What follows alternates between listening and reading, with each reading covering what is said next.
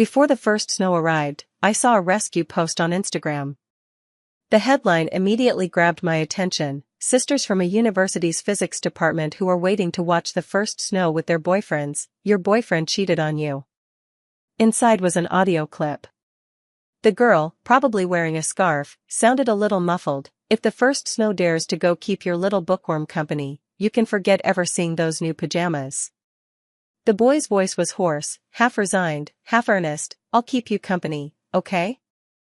The recording kept playing, but I was already stunned. The university and major matched mine. The male voice was impossibly familiar. It seemed my boyfriend had been secretly seeing someone behind my back.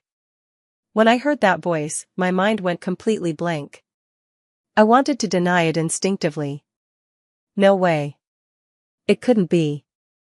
How could Miles be cheating? Our relationship was solid. We'd agreed to watch the first snowfall together every year. He said, "Serena, couples who spend the first snow together will be happy forever. The couple down jacket I bought you last time, you must wear it tomorrow. I want to photograph my baby looking the most beautiful in the snow. I don't even want to sleep tonight. I really wish tomorrow would come sooner." Saying that, Miles didn't forget to send me a photo of the train ticket he'd already bought. He looked so eager to meet and enjoy the snowy scenery together. But could such a coincidence really happen? We were both waiting for our boyfriends to see the first snow. And I just happened to be a junior physics student at a university. If these could still be called coincidences, could I have misheard Miles's voice too? The next second, the message from Miles shattered every scrap of hope I had. "Serena, I'm really sorry, something urgent came up in the department. I really can't leave tomorrow. I'll make it up to you double in a couple of days, be good." 2 sentences. They snapped me out of the dazed fog I had been in from the start. No more self-deceptive excuses. The boy in the rescue post, that was Miles. I took 2 deep breaths and forced myself to calm down. I listened to the audio again. The girl's voice wasn't perfectly clear, but her tone and timbre felt inexplicably familiar. I immediately messaged the poster privately. I first stated who I was. I said I was probably the one who had been rescued, the university girl who'd been cheated on. I begged her to describe the situation at the time in more detail. The reply came quickly: "Sis. I was worried I wouldn't find anyone. That pair of scumbags look human enough, but they're shamelessly brazen." From the description, the guy has to be Miles. And the woman, about 1.63 meters tall, almond-shaped eyes, a tiny mole at the outer corner of her right eye, dressed in a very feline style. My contact on the other end was still eagerly defending me. She said that if she hadn't been standing so close, she would have definitely snapped a couple of photos for me. But those few adjectives were already enough. A long unseen figure rose in my mind. Luna. A high school classmate Miles and I had in common. But how could it be her? I had run through a dozen possibilities: maybe Miles's junior or senior at school, or perhaps a new friend he made in City A. But I never imagined it would be Luna. She and I, and Miles, had never gotten along in high school. I assumed we'd never see each other again after graduation. And yet of all people, it's her. This wasn't the time to linger on questions. I thanked the helpful poster again and then quickly tracked down her Xiaomushu account. Even though it had been over 2 years since I'd seen Luna, we had gone to the same high school. Asking old classmates around wasn't hard. I opened her profile. There were indeed a lot of surprises. Her avatar was exactly the same as mine. Miles and I had used couple avatars for a long time, but just over a month ago he suddenly sent me a couple profile picture to switch to. At the time his explanation was that the new avatars were specially designed by someone for the 2 of us. Trusting him, I changed it. Now that I think about it, he probably wanted to use the couple avatar with his new girlfriend, but didn't want to raise suspicion with me, so he simply had me switch to the same female avatar as Luna. Then I discovered her IP matched Miles's. It turned out Luna University was also in City A. Even after graduation, when Miles had casually mentioned Luna a few times, he always acted oblivious, as if too lazy to talk about her. There wasn't the slightest slip. Finally.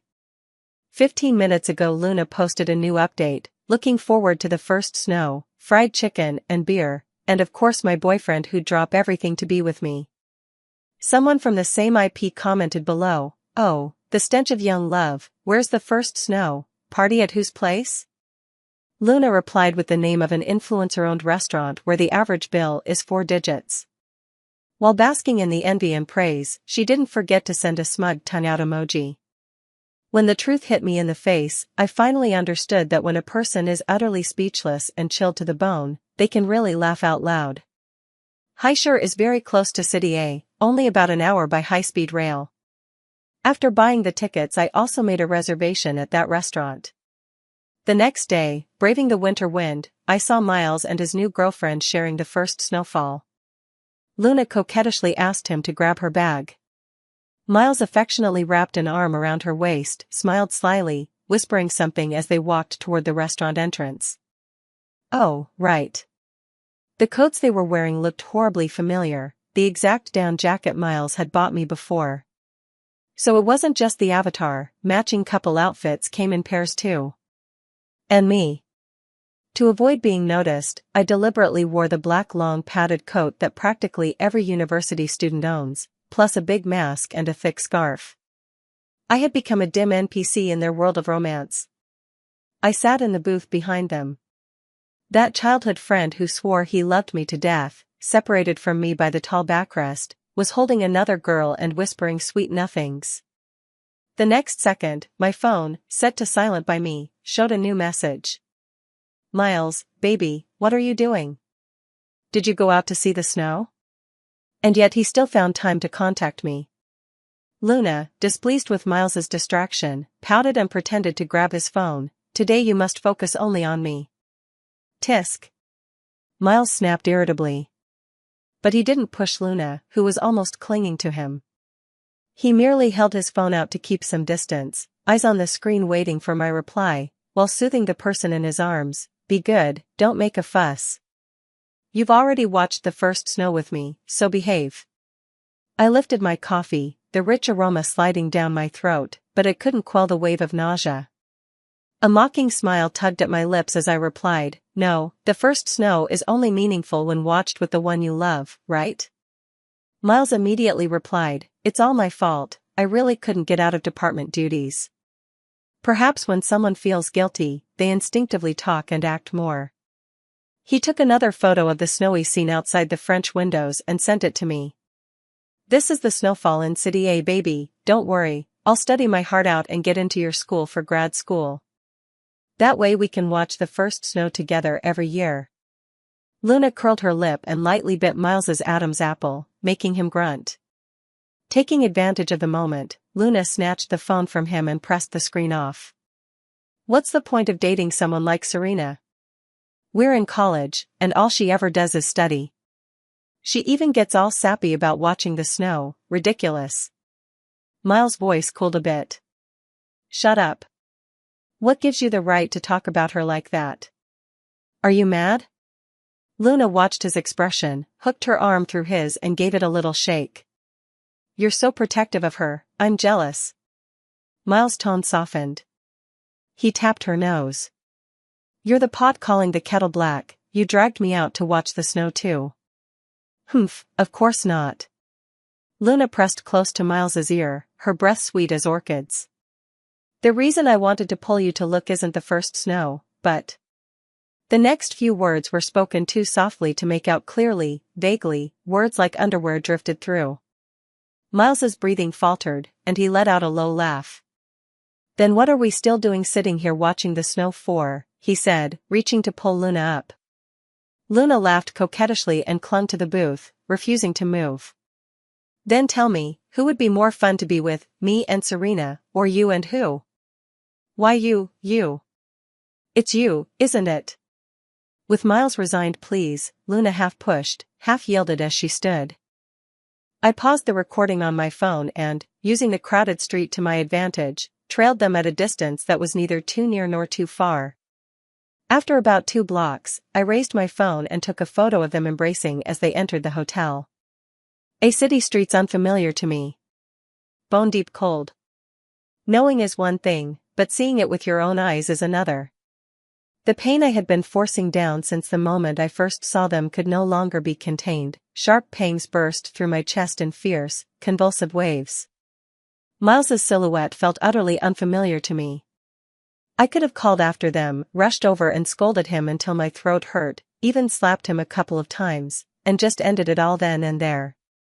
Had he forgotten that back then Luna mocked and ridiculed him without restraint, saying he was climbing by being with me?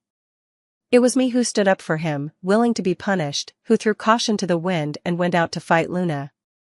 And yet today I heard with my own ears how they thought nothing of turning me into fodder for gossip and commentary, treating me as part of their play. My defense of him had become a dagger plunged into my own back. My sincerity had turned into an utter joke. After one long look at the two of them holding hands as they stepped into the elevator, I stamped my numb, freezing feet and walked away without looking back. Betraying and toying with someone else's true feelings, Miles didn't deserve a neat, dignified ending. If I had one wish when the first snow fell this year, it was that Miles must taste an equal, no, a multiplied measure of pain for things to be fair. On the way back to Highshire, the scenery outside the window raced by. I stared at some distant point, lost in thought. In the second year of middle school, Miles became my neighbor. As soon as he moved in, he immediately became the popular kid in our grade. There were 3 reasons he rose to fame: he was very handsome, his mother had a terrible temper and often scolded him, and his family was in poor circumstances. I remember a girl whispering about him back then: beautiful, strong, tragic. It was just the two of them, mother and son. Miles had never met his father. More than once Miles's mother could be heard at home, her voice sharp as a knife, blaming him: "It's all your fault, you're such a disappointment. If you had behaved better, how could your father have had the heart to leave us?" Gradually, the gossip grew.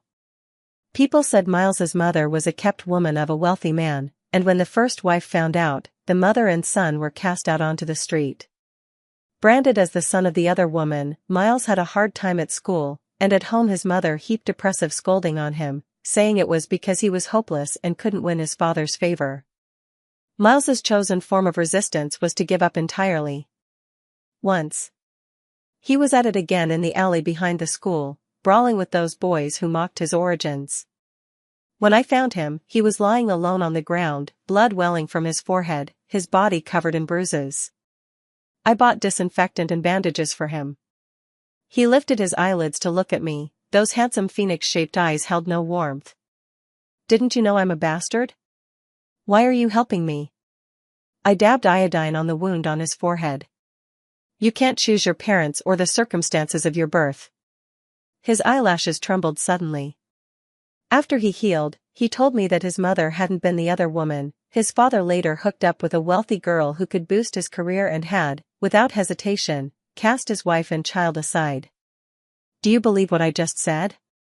I nodded.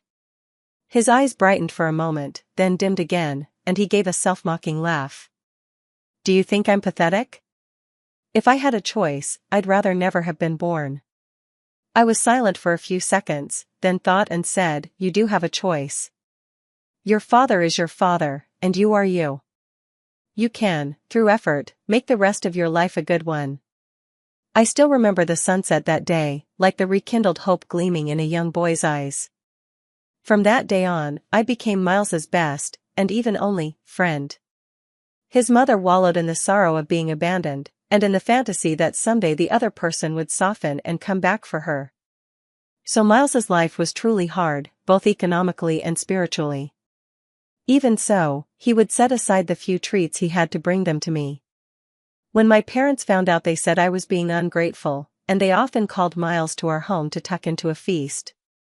No matter wind or rain, Miles would have an umbrella and a thick coat ready for me, more attentive than my own parents. On the walk home after evening classes there was a short alley to pass through. Every day, without fail, he would walk me all the way to my doorstep. At the same time, Miles stopped slacking off and began studying seriously. And Luna transferred in at that very time. She really was a natural beauty, and she knew how to dress, at a time when everyone else was buried in books and looked haggard, she stood out all the more. She was elected the school's belle as soon as she arrived. But some classmates said that Serena was actually quite pretty too, and upon closer inspection was not inferior to Luna. There was nothing worth taking to heart in such talk, just a laugh and that was that. Luna was clearly bothered, and unilaterally set me up as her arch-rival. The more nonchalant I acted, the more she fumed. It just so happened that my family was well off and my grades excellent, so her snide remarks bounced off like cotton. I didn't care. So Miles became her opening. Serena, what's the use of being good at school? I heard you're close with Miles? Birds of a feather, so I guess you, Serena, aren't exactly good material either. Who's not aware he's a bastard, abandoned by his real father, poor, and lousy at studies, haha. I was furious in an instant. Normally I'm the sort who rarely even gets into a red-faced argument, but I rushed over and kicked her in the knee. Amid the classmates' gasps, the two of us scuffled, and in the end we both came away hurt. That day. It wasn't just the first time I fought with a classmate, it was also the first time I read a self-criticism over the PA system, but if I could do it all over again, I'd do the same. Miles tugged at me, using a hard-boiled egg to roll the bruise at the corner of my mouth. People like Luna? Don't bother with her. Just a clumsy little clown, always hopping around. I hissed in pain, but I just can't stand her talking about you like that. The boomerang from more than 3 years ago hit the center of my brow. The person I'd tried so hard to protect had joined forces with the very ones who'd humiliated him back then, and together they'd driven a knife deep into me. So it turns out, I was the clown. When Miles and Luna secretly got together, I don't know. But his changes, I didn't fail to notice. He was very clever. Even though he'd slackened off for so long and fallen far behind in his studies, once he applied himself his grades rose at an astonishing rate.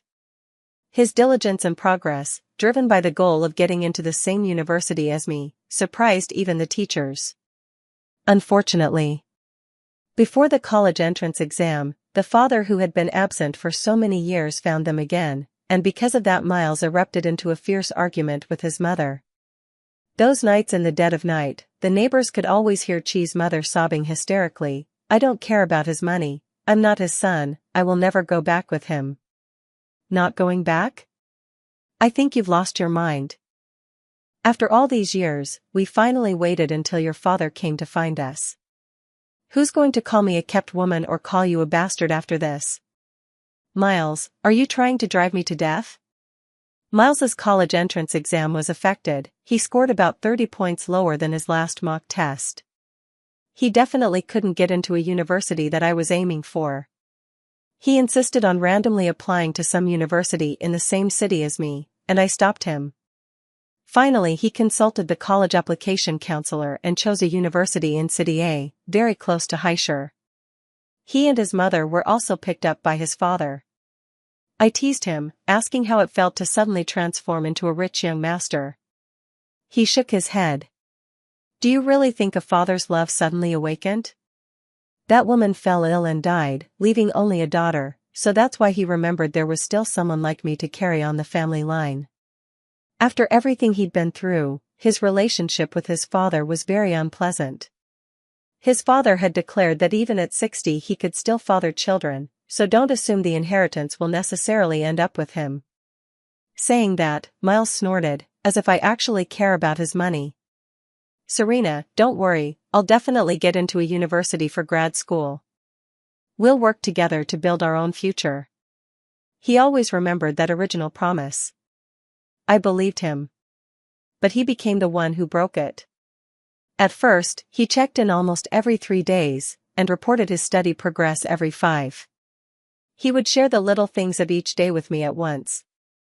The clouds on the horizon, the cat near the library, the cafeteria auntie's trembling ladle.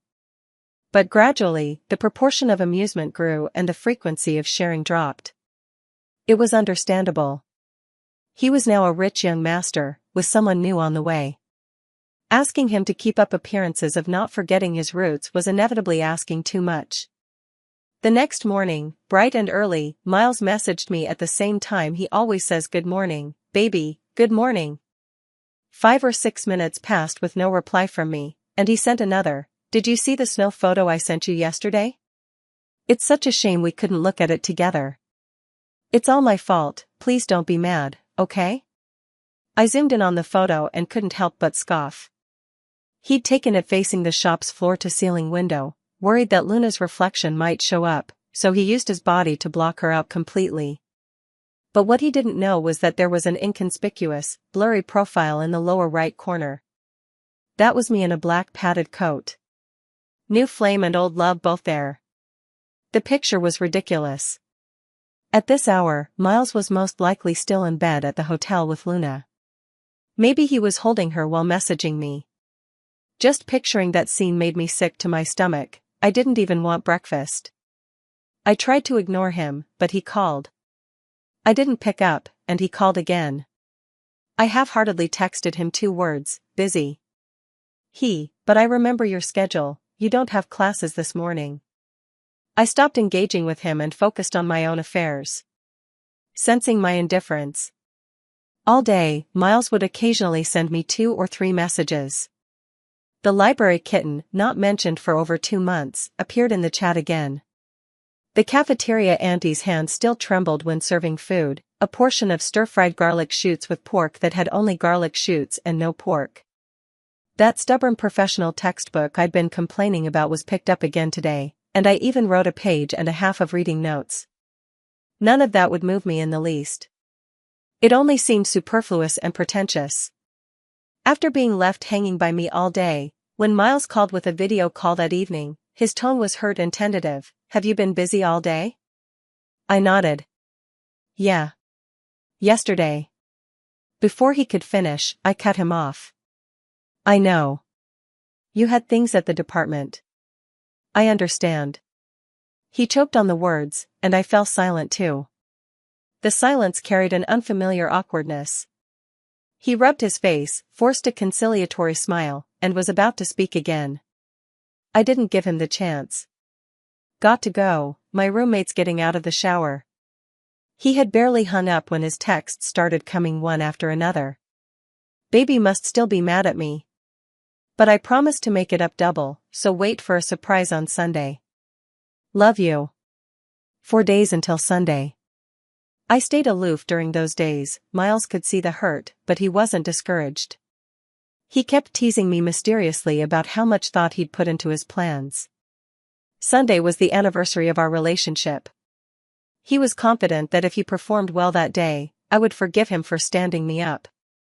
But isn't it ridiculous to celebrate an anniversary when a relationship has already rotted from the inside? So that day I planned to go see the long-awaited exhibition on spacetime physics. At 7:40 in the morning I left right on schedule. Just as I got into the taxi, Miles, who'd caught the earliest high-speed train, texted, "Baby, come downstairs." I turned off my phone without hesitation. Under the exhibition's holographic interactive display, I lost myself in the vast allure of the cosmos. I didn't power it back on until 4 in the afternoon. Beyond the messages and missed calls from Miles 99+, my roommate had sent me several texts. "Serena, that jerk is hilarious. I told him you went to the exhibit first thing this morning and he still didn't believe it. He's been waiting downstairs by the dorm building, like he hasn't even had lunch. Fiddling with his phone nonstop, probably gone crazy trying to find you. Why don't you just pick up his call? I'm freezing to death going downstairs to get takeout, he seems a little pitiful." She even remembered to take a photo from the dorm balcony. You couldn't see his face, but the hands holding all the gifts were raw from the cold. Even though I'd already told my roommate Miles that he was cheating, he had waited through the bitter cold all day, and it made the roommates a little reluctant. I quickly replied, "Girl, feeling sorry for a man is a mental disorder." Roommate. Me, did you see the clothes he was wearing? He wore the same outfit on the day of the first snow when he went to watch the snow with other girls. Roommate, damn, what a scumbag. Let him freeze to death. By the time I finally appeared under the dormitory building, Miles's eyelashes seemed to have a thin layer of ice on them. That first snowfall had lasted 2 days, and now it was the cold right after the snow, especially biting. Miles saw me, his jaw was so stiff from the cold that he could barely speak. "Serena, your roommate said you went to the exhibition?" I've wanted to see it for a long time, and I happen to be free today." Startled by my casual calm, Miles's voice trembled a little. "What day is it today?" "You didn't forget, did you?" I looked at him and remained silent. He took my silence as assent. Days of pent-up grievance, disappointment, and insecurity erupted in that moment. I could even see the faint glint of tears in his eyes. "How could you forget such an important day? I put so much thought into preparing gifts for today. I wanted us to happily celebrate this anniversary." I told him not to get worked up, offering a perfunctory comfort. "It's just an anniversary. There are plenty of holidays big and small throughout the year. If worst comes to worst, we can celebrate it next time." Pain filled his eyes and brows as he stepped forward and held me. "Serena, what's going on with you lately? I know I messed up by breaking our plans that day, and I've explained myself. Is that such an unforgivable sin?" I really wanted to ask him whether acting like that didn't exhaust him. Last night I'd seen Luna's post. She'd gone crazy because Miles was coming to Ocean City to celebrate the anniversary with me. Because one person hates a city, tomorrow he must drag someone back from the mirage. The curse even made sure to add the initials of my name. My roommate said that while he waited downstairs he kept fiddling with his phone like a madman trying to find me. Probably looking for me while also pushing and pulling, coaxing Luna, keeping things ambiguously flirtatious. I nudged him, he rested his head on my shoulder and refused to move. Putting on that wounded, remorseful, pleading look. "Miles, oh Miles, stop acting until you start to believe it yourself." At that moment Miles's phone rang. I felt him stiffen. "Answer it," I urged. He still didn't move, murmuring, "I don't want to, just want to lean on you." But the caller wouldn't give up, they kept ringing. I clicked my tongue. "So annoying, just pick it up. If you don't, I'll start to suspect you're afraid to." The breath at my neck faltered, Miles grew nervous. Realizing he couldn't weasel out of it, Miles straightened and took out his phone. In that second we looked exactly like opponents with something to hide. Miles feared the caller might be Luna and had even prepared himself to hang up and turn off his phone if it was her. I, on the other hand, felt the opposite, because that would let me enjoy watching Miles clumsily try to cover it up. Too bad. Luna still had some brains and skill. She had one of Miles's friends make the call. When Miles saw the name on the screen, he quietly exhaled and a smile crept up at the corners of his mouth. To prove his innocence, he even remembered to put the call on speaker. "Miles, what's up? Why aren't you picking up?" "Leo's been discharged. We're all getting together tonight, and you're the only one missing." Miles refused without a second thought. "Can't go, I'm with my girlfriend, bye." "Wait, don't hang up. We know you and your girlfriend are close, but you only have eyes for your wife and no regard for your brothers. That's unfair." The others on the line urged him enthusiastically, teasing Miles not to be a husband slave. Miles snorted, "My eyes are only for my wife, don't disturb our private world." He hung up, looking as if he expected praise. I asked him, "Who is Leo?" "Miles, he's on the same soccer team as me, he twisted his ankle the other day playing." Many things really did change without my noticing. Before, Miles would share every little detail of his life with me down to the smallest thing. Now, this friend I used to hang out with so often, I don't even know his name. Miles clearly realized this too and hurried to make amends. I smiled and gave Miles the first friendly look I'd shown him in days. "I'm certainly mad at you, but I was wrong today too. Your friends invited you like that, so you should go." He shook his head like a rattle. "No, I want to stay with you."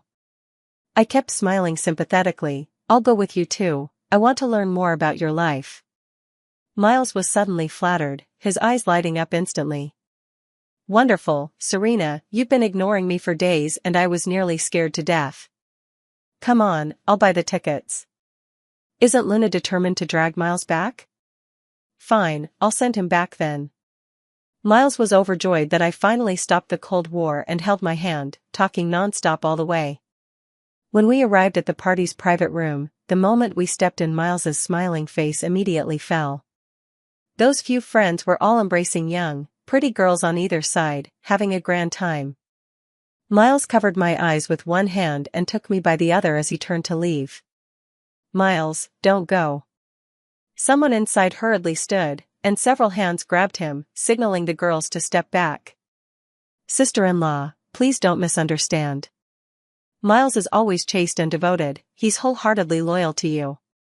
That was just our brothers horsing around." Miles pushed away the hand hooked around his neck and warned solemnly, "Is that how you joke? My Serena has a timid nature and can't stand anything obscene. If she takes it seriously, I couldn't wash myself clean even if I jumped into the Yellow River."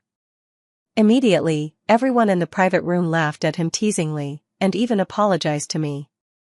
They called it a gathering, but after Miles introduced those friends to me, he busied himself peeling tangerines and pouring drinks for me. I cleared my throat twice. He immediately felt my forehead, glanced around and made the few people who were smoking stub out their cigarettes. He opened the window for ventilation and, not forgetting, picked up the air conditioner remote to raise the temperature a few degrees. The one called Leo blurted out, "Miles, this is ridiculous. I was in bed sick for most of a month and just got back. How can you spend all your time talking to your sister-in-law?" Miles tossed a tangerine at him. "Nonsense. Serena asked me to come, so I came. You guys are the ones piggybacking off Serena." Leo led the cheers, raising his glass. "Serves you right, Miles, you lucky dog to have such an outstanding girlfriend. Here's to you, sis-in-law." I smiled and lifted my glass, taking a sip with everyone. After sitting a while longer, I told Miles I was a bit tired and wanted to go back to the hotel to rest. Miles immediately put on his jacket and wanted to come with me. I held him back. "Don't kill the mood, stay and hang out with everyone a bit longer." He still babbled on, pressing me. "You were coughing earlier, do you have a cold? Are you feeling unwell anywhere?" "Forget it, I'll go with you anyway." I laughed and shoved open the private room door. "Don't be so dramatic. If you keep this up, what will your friends think of me?" Only then did Miles reluctantly stay behind. I didn't leave. I went to the restroom, then sank onto a secluded corner sofa in the shadows and waited. The main act was about to begin. The girls who had been turned away earlier filed back in one after another. Soon, Luna arrived. Her makeup was flawless and seductive. She clicked in stilettos, chin slightly raised, and pushed open the private room door. A hand wearing a panda D grabbed her and pulled her into his arms. It was Miles. The private room erupted in a round of lively jeers and teasing laughter. "You almost killed me back there, Miles. I gave my best acting performance just for you. Screw you. I even messaged you in the car to warn you, stay put and don't do anything foolish. I'm doing you a favor by not yelling. If you want someone to yell at Luna, she's the one who told us to do this. Do you dare?" Luna snorted. "He dares. I said if I wanted to ruin his anniversary, then he definitely won't have one." "Haha, Luna is mighty, kiss. Kiss." A round of suggestive noises. Disgusting. Truly nauseating. I calmed myself, picked up my phone, and texted Miles, "Thought about it, since it's rare you're all getting together, leaving early wouldn't be right. I'll get you a hangover soup, I'll be there soon." A sudden cry of pain from Luna came from inside the private room. Through the slightly ajar door's crack, I saw Miles clutch his phone and spring to his feet. The woman who had been curled up against him nearly toppled backward. The farce began. "Hurry up and go, Serena's coming." "Miles, I'm not leaving. If you kick me out this door today, we're finished." Miles acted as if he hadn't heard, shoved Luna's coat and bag into her arms in one motion, and yanked her toward the door. Those friends stepped forward to mediate. "Miles, don't be impulsive. Your genius girlfriend looks like a handful. Why not take this chance to just call it quits and get together with Luna properly?" Miles kicked the table with a thud. Anyone else says that, don't blame me for flipping out. He jabbed a finger at the fluttering group around them. Tell them to leave too. Shouts, cries, arguments, it was a chaotic mess. Then Luna rushed out of the private room with tear-red eyes, and those friends hung their heads as they shepherded the giggling girls away a second time. Hastening the waiter to clear the table, Miles' finger flew over his phone screen. Serena, are you almost here? I'm coming down to meet you. I replied lightly, forget it, I won't go. You all have fun. Miles froze, stunned and then disappointed. The few who were already annoyed couldn't help swearing, shit. Are you kidding me? This whole thing was put together for you by Luna, and you sent her away. I'm calling her back, Miles, go smooth things over with her. I also called Miles at the same time. Miles cut that person's call off with one hand, picked up my call, baby, what's wrong? Actually, it's not that I don't want to go, it's just that I feel like your friends don't really like me. How could that be? But if you feel uncomfortable around them, we can go on a date by ourselves. Leaving the disgruntled crowd behind, Miles hurried off. Watching him panting and grinning as he ran toward me, I felt for a moment as if I had slipped back into the past. We walked a city streets eating roasted sweet potatoes, we played the claw machines, and he won me so many Doraemon toys I loved, we even went to a midnight movie. He deliberately turned off his phone, brought the milk tea to my lips, and said no one was allowed to disturb us. The clock struck midnight, the movie let out. Miles held me tight. Serena, I feel so happy. Thank you for being with me. From now on, every anniversary I'll make you even happier. I smiled. The past 24 hours had been a roller coaster, thrilling and tumultuous, undoubtedly the most unforgettable anniversary Miles ever had. But Miles, there would be no future.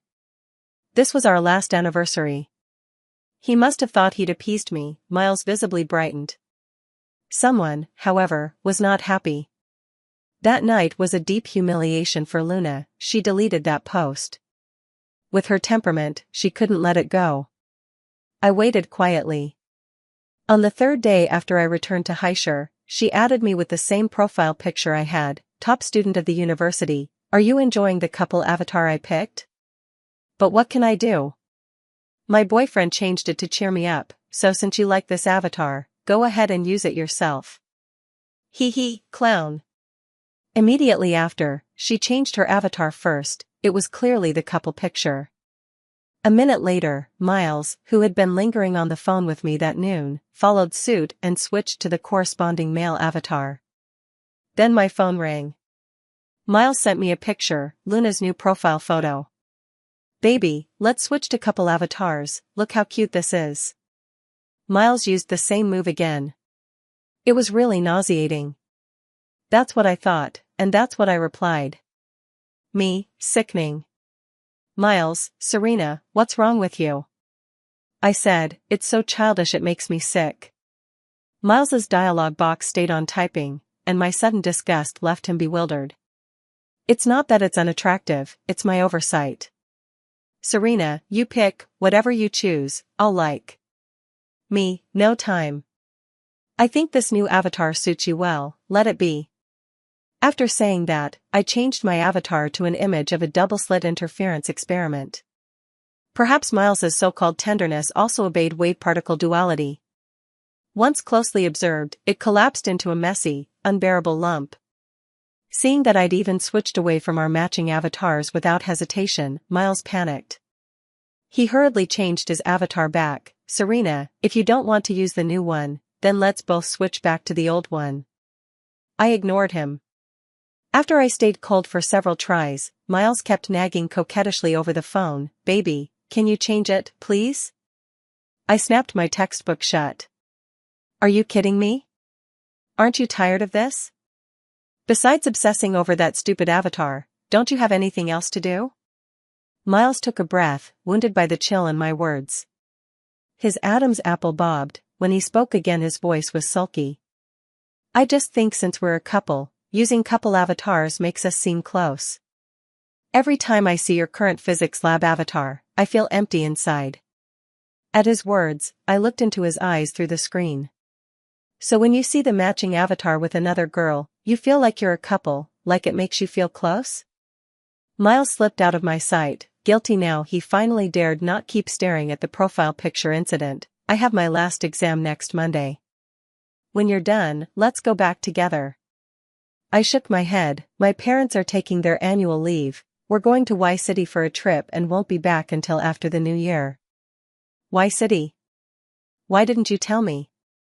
Miles said, half opening his mouth, then chuckled and, clowning around, flexed his arm muscles. Anyway, I'm free during the holiday. I'll volunteer to be your luggage carrier. Just then my roommate pushed the door open. Seeing who was on the other end of the screen, he rolled his eyes at me without trying to hide it and used the excuse that something urgent came up to hurry me into hanging up. I got off the slope and waved at Miles. Not convenient, you go back first. Bye. On the day of the holiday. He flew north, I flew south, boarding planes headed in exactly opposite directions. My parents and I spent each day in short sleeves, enjoying the sun, the beach, and the rare vacation. The heaviness I'd been feeling eased a lot. Sitting under an umbrella sipping coconut water, I calmly told my parents that Miles had cheated. My mother stroked my hair with a hurt tenderness and, frustrated at his stubbornness, scolded Miles. I thought that child was good before, hardworking and ambitious, and he treated our Serena well. See, you can't deny genetics, he and his father are cut from the same cloth, neither of them are good people. Dad cleared his throat softly. Life is like a battlefield. When you're charging into the fray you can't turn your back to people like that. It's better to notice early and part ways in time. From that day on, whenever Miles called, my parents were cool toward him. Miles grew a little uneasy.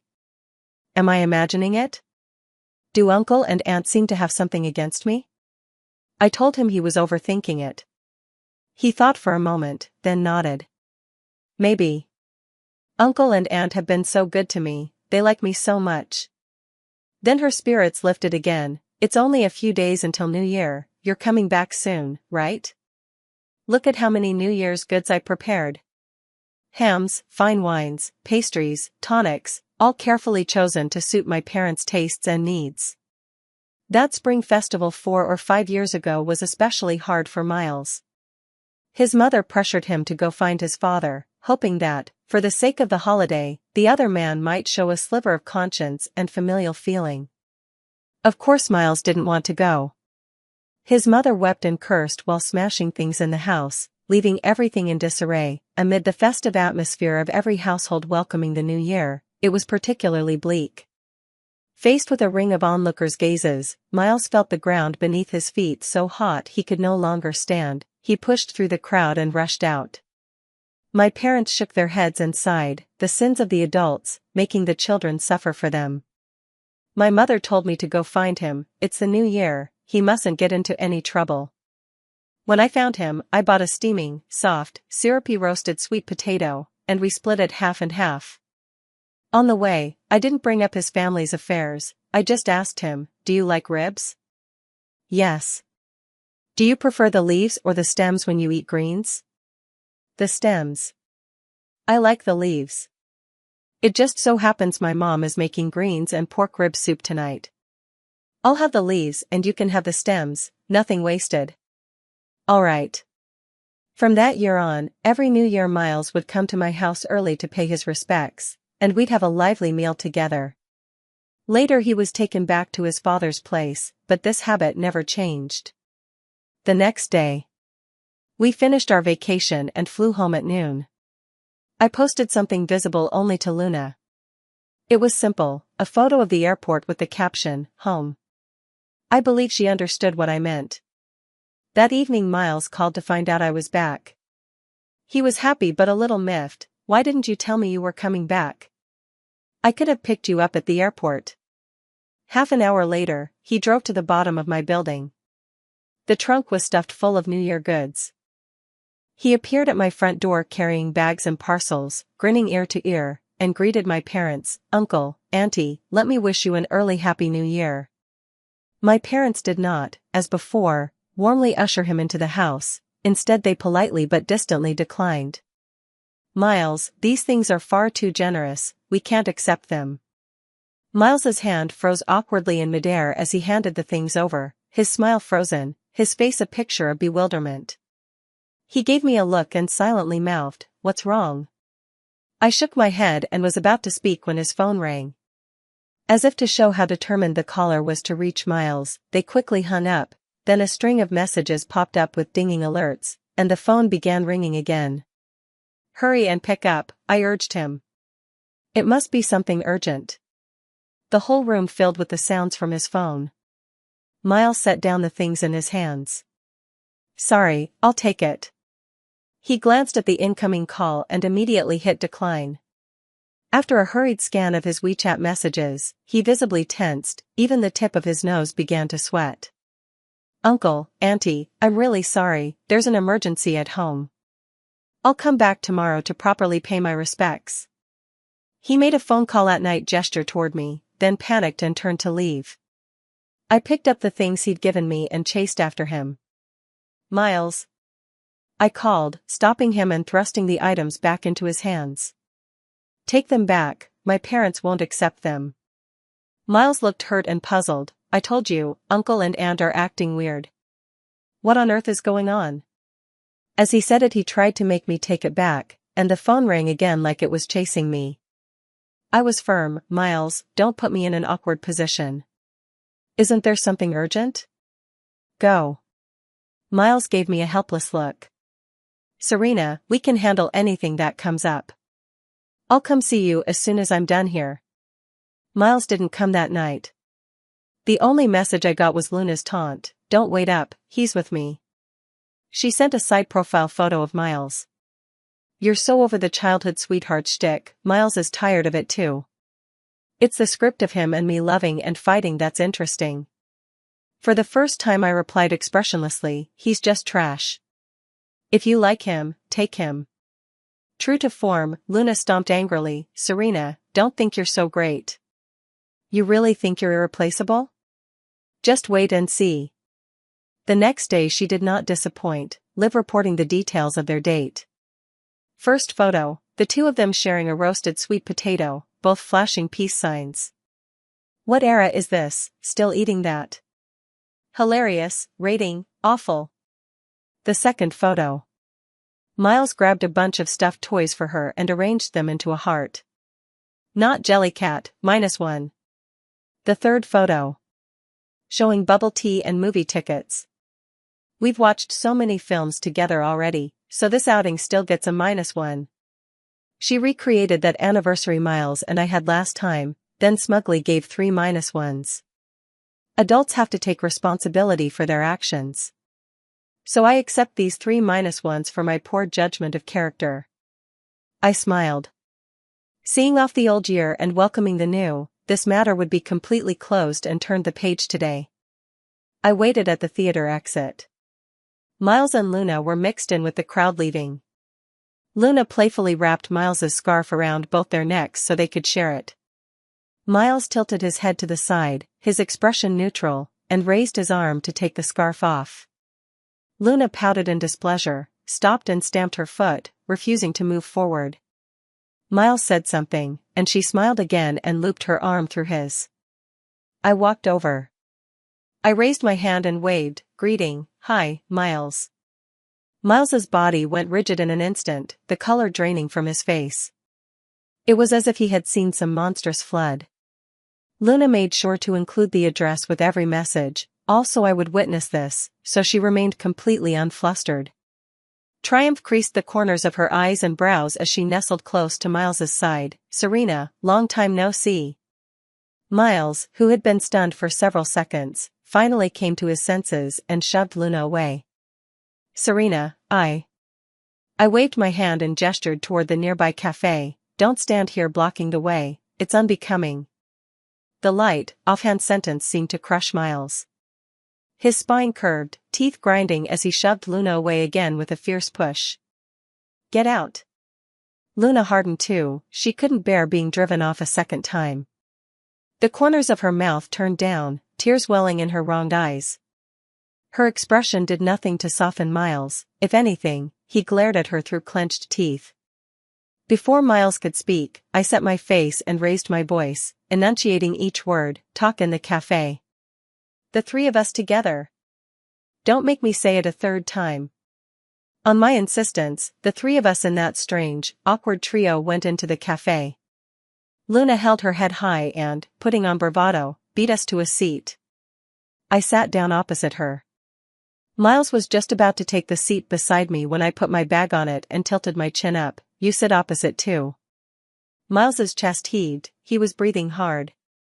He clenched his fist and slammed it on the table with a thud, his eyes reddening. Serena, what exactly are you trying to do? I ignored him and calmly called the waiter over, ordering 3 coffees. After the waiter left, Miles had already calmed down and looked at me with an almost pleading gaze. Serena, it's not what you saw. I made a shushing gesture at him, looked at Luna, and smiled. We haven't been apart that long, I've actually seen you twice not long ago. The day of the first snow, your matching couple outfits looked great. And that time at the bar party, you dressed so beautifully, yet you made her run all the way for nothing. Sorry about that. Now even Luna was stunned. Miles stared at me in disbelief, his whole body trembling like a sieve, his expression best described as shattered. All his excuses, all his wishful thinking, were smashed to pieces in that moment. He wanted to shout out his defenses. He had hurried away yesterday, and acted the way he did with Luna today, because Luna had threatened him, if he didn't comply she'd cause a scene at Serena's house. He didn't want to, it wasn't intentional. But 1,000 words could only become one sentence. You actually saw everything. I deserve to die, I really deserve to die. He propped his elbows on the table, painfully clutching at his hair, his voice gradually choking. When he looked up again, his eyes were bloodshot and tears were falling. He had lived through such hardship before and never once shed a tear. This was the first time I'd seen Miles cry. Luna glared at me. Since you already know, Miles and I. Miles growled for her to shut up, urgently explaining to me, Serena, whether you believe it or not, I don't like her at all, I was just messing around. My plans for the future only include you. I really never thought about breaking up with you. Please give me one more chance, I promise I'll cut things off with her completely. Luna went pale. Miles, you bastard. In the past, seeing Miles cry would have made me ache in a way I couldn't imagine. But now. He was shedding tears, eyes full of pleading, begging me to forgive his betrayal. So I remained unmoved, even feeling a vengeful thrill. Miles, aren't you just pathetic? Miles froze, staring at me in blank bewilderment, as if he couldn't comprehend that I would say something so cutting to him. When Luna humiliated you back then, made you unable to lift your head in front of the whole class so many times, and you still got all sweet and cozy with her, it's just despicable. I really regret the fight I fought for you. Miles heard that and completely lost it. I stood up. Miles, we're done. Don't ever show up in front of me again. And you, Luna, the trash guy can have you, don't thank me. After tearing things apart for good, I blocked all their contact information. Miles sent me a message from an unknown number. Serena, no matter what, Uncle and Aunt have been so good to me. Please let me go pay my New Year respects to them. I sneered. I've already told them about you and Luna. I don't think they want to see you. They probably regret every meal they ever made for you, just like I do. Winter break was brief. The second semester of junior year began. Studies grew ever more demanding. Yet Miles and Luna still found ways to cause trouble. The former came to the marina almost 3 or 4 times a week, relentless. The latter even followed him several times. The two of them ended up arguing right under my dorm building. Dormmate, are these two out of their minds? Miles knew that if he kept this up he'd only make me hate him more, so he finally quieted down and didn't dare come back. Luna, however, was still hopping around, switching to different accounts and going insane. Serena, you bitch. You think you're so special, but your boyfriend's still cheating, right? Haha. Just so you know, I know where your cafeteria is, where your dorm is, and every route you take to the library. You better watch yourself, maybe one day you won't see tomorrow's sun. I didn't say a word. I took screenshots and reported her to the police for threats and insults. Her mother begged me in person to let her daughter go. I didn't agree. Auntie, instead of pleading with me, you'd do better to persuade your daughter to obey the law and to respect herself. I heard she was taken away by the police right in the lecture hall during a big class, in front of the whole department. From then on she became famous overnight, the school's celebrity and everyone's gossip. After Luna came out of the police station she went to find Miles. Her nose was red, looking so pitiful. Miles, are you really just going to let Serena bully me like this? Miles found it amusing. She's not wrong. You knew I had a girlfriend and you still clung to me. You say it was your fault before and ask me to forgive you. Let's be honest, isn't it just because you see I've gotten rich? And you say you don't need me to be responsible, you can do whatever you want to me. Where's your pride, your self-respect? Luna grabbed his collar, crying, Miles, you bastard. The two of them wrestled into a tangle and were completely torn apart. After dealing with Luna's situation, Miles felt he was back on top. He even bragged that he'd court me again. To my ears it was no different from a dog barking. Luckily for me, he soon had his own disasters. Luna found out she was pregnant. Miles had only 2 words, terminate it, cold and ruthless like his father. Luna's mother cried and cursed as she took Luna home and arranged for her to take a leave from school. Miles was cornered and hounded by the girl's family and ended up having to drop out as well. Before going home, Miles came to see me. This time I went downstairs to meet him. In just a month without seeing each other, he already looked embarrassingly haggard. When he saw I was willing to see him, the dimness in Miles's eyes brightened. He looked at me cautiously. You left too abruptly that day. There was so much I didn't get to say.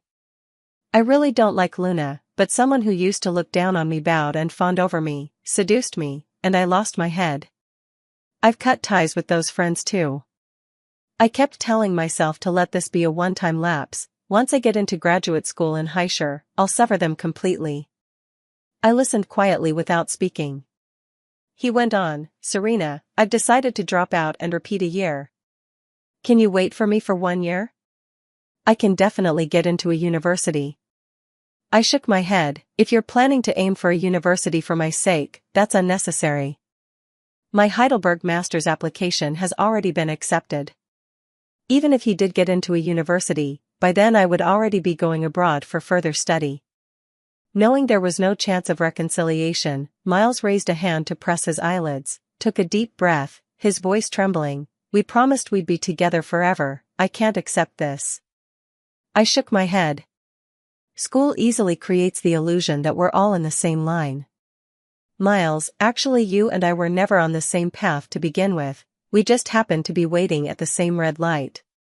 Now the light has turned green, and it's time for everyone to go their separate ways. Miles. Goodbye.